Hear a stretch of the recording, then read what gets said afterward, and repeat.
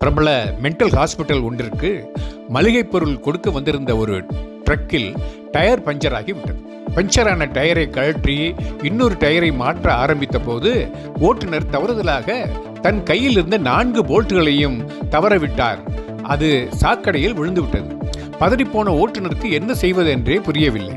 அப்போது அங்கு வந்த மனநல காப்பக நோயாளி ஒருவர் பிரச்சனை என்ன என்று கேட்டதும் ஓட்டுநர் சொன்னதும், இவ்வளவுதானா?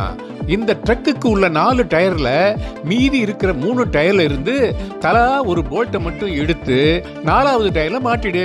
பக்கத்தில் இருக்கிற ஒர்க் ஷாப்ல போய் புதுசா போல்ட்டை வாங்கி 4 டயருக்கு மாட்டிடு என்று சொன்னார்.